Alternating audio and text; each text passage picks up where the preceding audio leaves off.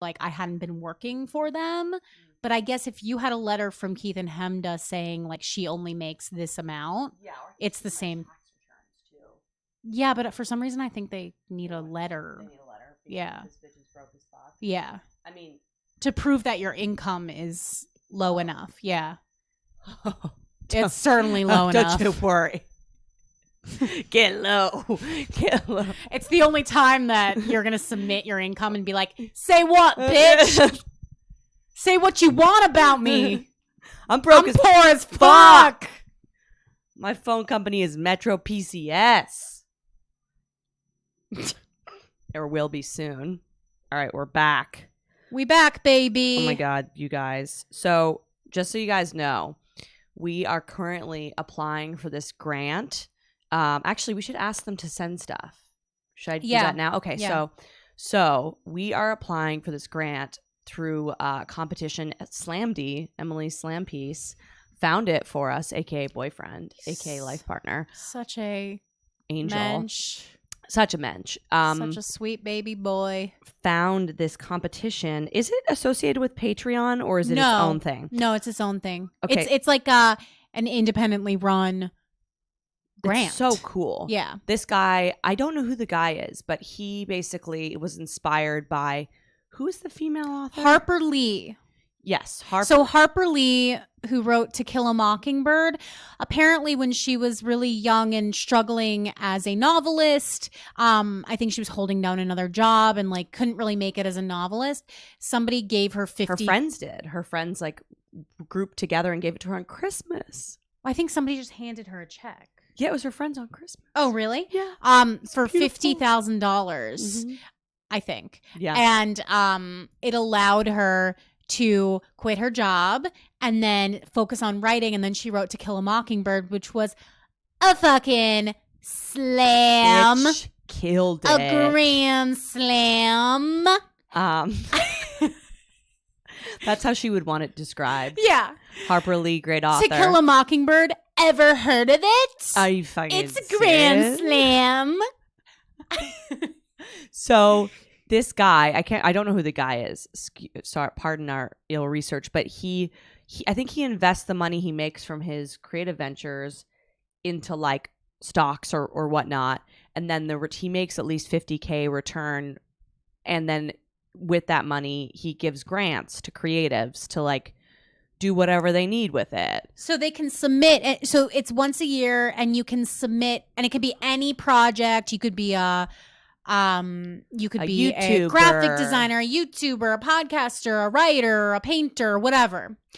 But you have to submit the application in any form and explain what you would do with the money, and I guess kind of like why you deserve it. Yeah. And why you're the best. And we thought, I mean, we're still putting together our ideas, but we thought it would be so awesome to have testimonials from our fans in a video form. We're going to make a video. Mm-hmm. And it's going to be a great looking video. That's right. We thought that if anybody wanted to send a short video of themselves that we could take a clip of, just saying why you love our show, what it brings to your life. Does it make you laugh? Does it make you think? Does it make you cry? Whatever it is. And then we could use them for the video, like to make us seem like saints, which is what we're trying to do here. That's right. And I feel like if we get this money, we're going to try to rent maybe a live streaming studio that's separate, definitely get better equipment. So these videos won't suck. Oh, maybe get a router of our own so that we don't have to rely on fucking Wi-Fi. I mean, we definitely need to like level up. That's something we want to do anyways, but like $50,000 would make that. Well, this is what the competition, or it's not competition. This is what the grant is for. It's for people who are creating content, but who aren't like quite there yet. So they have potential, but they need a boost in order to really like go the distance, I guess is the general idea. Yeah. And while Andrea and I are both doing fairly well, for where we are, we would like to be, you know, completely self-sufficient on the podcast. We would love to like have our own studio, be able to secure better guests, be able to do like different video content, like what we do for you guys, like what we're doing right now, but higher quality. Yeah. If you know what I mean. I would love to have cams for the podcast itself, you know? Yeah. Me too. Like nice cameras so that we can record that, and then like a live streaming / like studio where we could do sketch and do fun video shit, and like play around, take those cameras out and like make web series and all these things. This stuff we always want to do, but then we're bogged down by like the amount of work it takes just to like run the podcast itself, plus all of our own shit, plus having to worry about money, and making extra money to invest back into the podcast. Yeah. Eric Quick says kind of like the KATG cam setup. Yeah, totally. Yeah. Just a little bit more. The KATG cams are the same as these ones that we're using now, which are the nicest like webcams available, but we want more than webcams. Yeah. Yeah. So think about it. Email us at hotmesscomedyhour@gmail.com with a video, or slide into our DMs, or, however you communicate with us. What was I going to say? Oh, so our hot mess moment of the week. Yeah, let's do it. Do you have one in mind? Yeah, I do. Okay, go ahead. So I was watching the movie Train Spotting with that's a great movie. Slamdy. Yeah. Have you seen it before? No. Oh, it's so scary. It's so disturbing. Yeah. So I always knew what it was about. So I never watched it. Just so you guys know, I'm a very sensitive moviegoer. Yeah. Violent images and like graphic images, for example, images of needles going into arms. The baby on the ceiling. Yeah, so I'm getting there. So that stuff really creeps me out, freaks me out, upsets me. And I was smoking weed. Oh, no. I told him. This is like when someone made you watch the Black Mirror with the guy fucking the pig. Yeah, fuck that person. This is better than that, because this was at least well-intentioned. Like, he was like, yeah, it's dark, but it's like also funny, and it's like a cult hit. It's a great movie. It was a great movie. Like, I'm not saying that I didn't enjoy this movie at all. But there were several parts during the movie that I needed to hide. Yeah. Physically under my blanket. And then it all came to a head during the movie. Spoiler alert. I mean, it's like at least 20 years old. Trainspotting is one of my favorite movies too. I love Trainspotting. It was really good. Yeah, it's so fucked up. Ewan McGregor's breakout role. He's so hot. He's so hot. Oh, he's so hot in that movie. Isn't it interesting that he's married to like a pretty plain looking woman? Yeah, I love it. I think they might have gotten divorced, actually. They did, but sad. Yeah, but they live on in our hearts. They're still married. Anyway, so it all came to a head in the movie. One of their friends has a baby. And she finds the baby dead in the crib. I can only assume from neglect, because they were doing drugs. They didn't say. But she's like screaming her head off, and they show the baby like dead in the crib. I get under the blanket and I start bawling. Now, to criticize Slam D a little bit here. Yeah.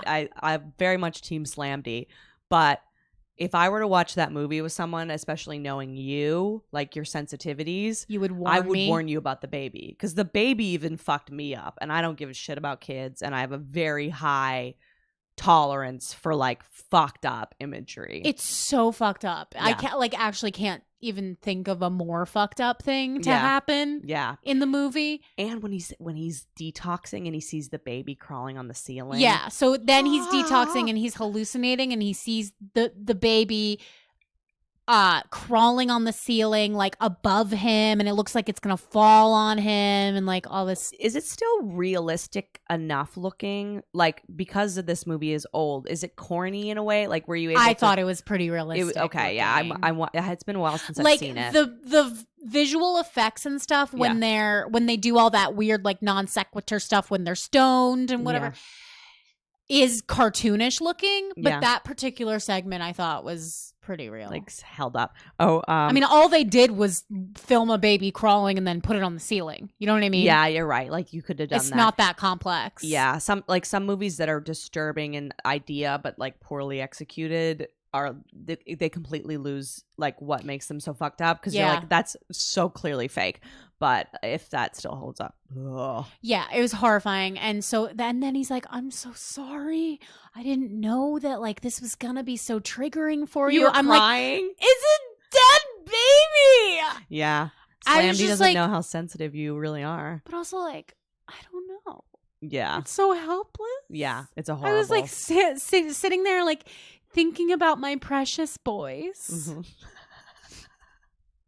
Cody Allen says, Ewan McGregor takes his motorcycle all over the world. I love that dude. Yes. I don't know if you know about this. Ewan McGregor had like a series where he biked around the world, and me and my mom watched it, and both like we stan him so hard. Why did he bike around the world? Just to like travel? Just yeah, to see like stuff? He loves motorcycles. So it's like a travel show type thing? Yeah. But he's just like, you watch it and you're like, you're a great guy. He is like, you're a great guy. He's the perfect combination of cute and hot. Yes. You know what I mean? Oh, he's just so lovable. He's like the male Selena Gomez. You know what I mean? He's like cute. The cute and hot ratio to me is pretty equal. Yeah, you're right. Yeah. I saw a very disturbing movie yesterday. I went to see a movie in the theaters. theater? Yeah. In the theater? Me and John F. O'Donnell went to go see The Joker together. Which is what a perfect movie for JFOD to take you to see. Yeah. So whose idea was that? So me and JFOD were recording in here. He's doing like a show for Keith and the Girl about his bipolar disorder. And afterwards he's like, what are you doing? And I'm like, well, I'm going to go to a mic, but I don't like, I have some work to do, but I'm not sure. And he was like, do you want to go see a stand-up show? And I was like, there's not really like one tonight that I like am so fucking pumped about. And then he was like, do you want to see The Joker? And I'm like, of course I do. Of course I want to see The Joker with you. Pure escapism. Like, is the minute he said it, I was like, this is the perfect outing. Yeah. And the only theater we could find was like an Upper East Side, like weird, shitty old Orpheum. So it's all like 80s. Like it looks like the Joker was shot in this place. You know, everything's like all bright but creepy and like sad at the same time. That movie is so fucked up. Yeah, I've heard. Holy shit. Yeah.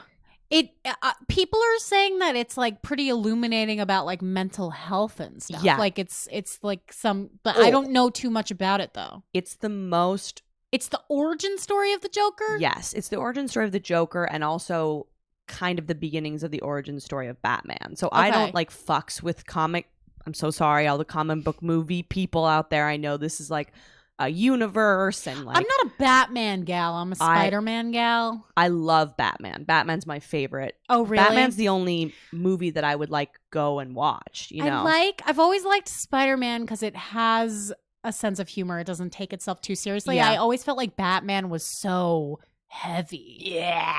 Yeah. I liked this recent Spider-Man. Oh, is that God? Okay. Hold that thought. Do you guys fucks with superhero movies? Also, did anybody in here see Wonder Woman, and was it like just a circle jerk of people who were saying it was good, or was it actually good?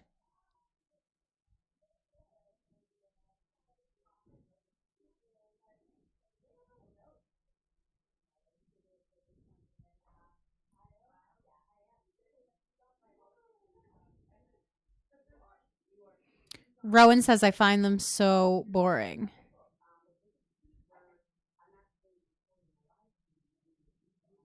Wonder Woman rocks. What rocks about it? Like, I don't know. I feel like I can't get excited about Wonder Woman. I don't know why. We've got a guest here. Are they here? No. I saw someone saying Cody Allen's kids are beautiful. Indeed, they are. They're really beautiful. Obsessed. Okay. So, sorry to interrupt. The Joker. So, it's the most It's really haunting. It's the most okay. Someone called it incel Nanette. I think I told you that. Like it's a story about a marginalized white person. Yeah. Okay. I thought about Dustin a lot during it. Why? Because he was adopted and he has this like fucked up mom, but he takes care of the mom, and Dustin's mom didn't abuse him, to be clear, but like, I mean, I guess don't give too much away, but how's the mom fucked up? Like, she has, you don't find out until later. He like gets access to his mom's paperwork from like an asylum, I guess she was in, and she has like narcissistic personality disorder and like all these different things, but she had like abusive boyfriends who used to like beat him up. oh, And there's like one particular thing where it was like the boy was adopted and then child services found him like handcuffed to a radiator, all like bruised and shit. It is just like every scene in the movie, they're beating, like strangers are beating him up, like, yeah. I and mean, he's this like, is that's horrible. But like, are we trying? Is the point of the movie to like make you sympathetic toward the Joker? no, kind of. It's like it's not binary, you know. Yeah. He's not fully evil, but the people who are being portrayed as morally good are not, certainly not good. Like it's the most, it's very exaggerated, but also like it's not. There's people like this who just have a horrible fucking life and like and have. And I will say, like, the Joker to me is the scariest villain. Well, like, I think he's this particular. By the way, Joaquin Phoenix, my God, what an incredible actor! Is he the lead? Yeah, he's the lead. He loses 52 pounds. He's insanely emaciated looking. He's very like creepy looking. Yeah. It's just very deeply unsettling. And like he's not, So I shouldn't see it. If this movie freaked me out. Like I was the whole time I was like, I feel like I miss out on a lot of like classic movies because I actually can't handle it. But what am I supposed to do? You know what I mean? Like, what the alternative is me forcing myself to watch things that disturb me. yeah. And I'd rather not do it. Like, I'm just more sensitive, and I just like I don't think exposing myself to more traumatic images would help me not be sensitive. Yeah, I don't know. I'm not sure. Like Hamda, our friend, doesn't like violent movies, and she doesn't watch them either. Yeah. But sorry, I'm just Rankin says, "Is Joaquin Phoenix hot? I can't decide. How do we feel? He's hot. He doesn't. Have you seen his fucking movie? I'm Not Really Here. No, but I saw Walk the Line, and I thought it was really hot. So he did this, like, remember when he was like a rapper and insane for a few years? I forgot. Yeah. Yeah. So, and he had the beard and he was wearing the sunglasses. So there was a movie made about that period of life called I'm Not Really Here, or I'm Not Here, or something like that. And it's a documentary? He made it though. And I can't tell if it's supposed to be a documentary, if the whole thing was a prank. Like, weird. It is the biggest piece of shit really I have ever seen in my life. I've never been more mad that I spent time watching a movie. Yeah. Do you know what I mean? Yeah. When you're like, I cannot even believe that's how I feel about Sex and the City too. I'm so sorry that you went to Sex Oh, and the yeah. City too. But like the point of it, I guess, was to document his like public breakdowns and sounds super self-indulgent. Yeah, like he seems like he also hangs out with Casey Affleck a fair bit in the movie, and I know that Casey Affleck is like a known fucking monster. Like Casey Affleck is like accused of like battering women on sets and like saying like really fucked up shit. Wow. So it's like I think Joaquin Phoenix fits in this category of like superstar, incredibly talented, also probably a huge piece of shit or like a psychopath. Like he seems like, Christian Bale like loses a bunch of weight. Oh yeah, Christian Bale is crazy like shit. That's who I think of when I think of like method acting, yes. like losing yourself in a role and becoming a skeleton. But also like fucked up. Like that tape came out of Christian Bale like yelling at someone on set and like, you are not professional. And there was a YouTube. There was a remix that somebody made on YouTube of like, you're not professional. You are not professional. He's not professional. I love the internet so much. Yeah, so I think Joaquin Phoenix fits in that mold. I don't think that's so funny. I did not know that about Joaquin. I guess like I didn't take him as seriously as he maybe deserves. Her is one of my favorite movies, and he's incredible in that movie too. Yeah, I felt I had complicated feelings about that movie. Everything he does is like either incredibly artsy and like, I don't know, or it's like this weird rapping thing. Like he's just a polarizing person, it seems.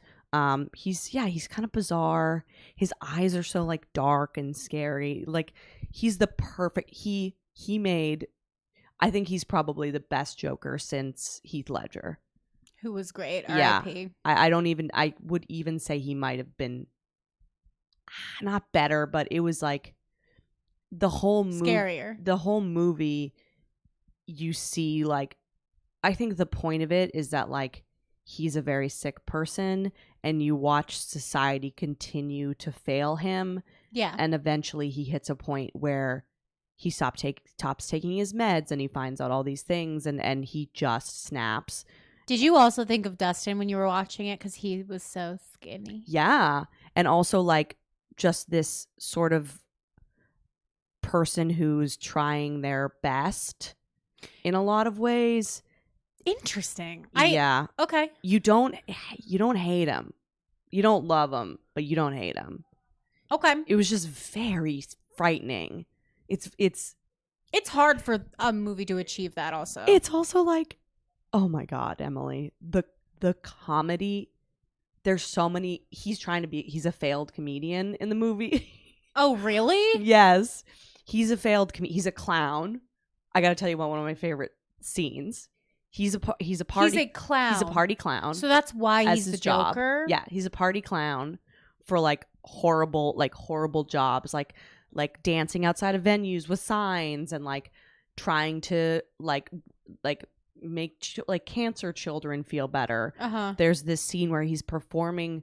The whole thing is just like devastating. He's performing for a bunch of cancer patients in the clown outfit, and someone gave him a gun, and he's like, if you're happy and clap your, and they're all clapping, and then he dances, and then the gun falls out of his pants.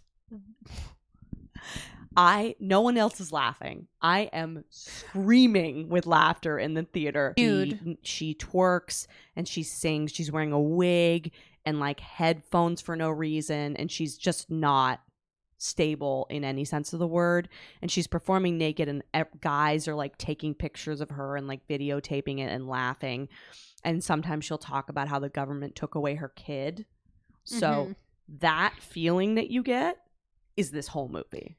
Like, I need 2 showers. It's so like the desperation of show business, and then the mental illness, and like the it's just so tragic. Oh my God. Well, I'm sorry you had to go through that. I mean, it was an incredible movie. How long was that movie? About like an hour and a half. Oh, so normal. Yeah. The whole time I was sitting there like, oh my God, oh my God, oh my God, oh my God. John turned to me at one point. He's like, are you going to be okay? And I'm like, I don't know. Was he reacting as much as you were? Yeah. No. He was reacting at the same time, but he wasn't having as visceral of a yeah. I think we have to wrap up. Yeah. It's also getting choppy now. Yeah. But we need to wrap up. But thank you for tuning in. Like we said, we're a work in progress, and hopefully soon we will have a better camera system. Yeah, hopefully we'll get this fucking grant. $50K. Also, Andrea's moving soon. Yeah. So the status of the setup will be TBD. Yeah. Also, the time of the live stream will be TBD. Follow us on Instagram at Hot Mess Comedy Hour, and we will provide plenty of updates so that you can always tune in live if you want to. Bye. Get some of that ass. What do you guys think of that shit?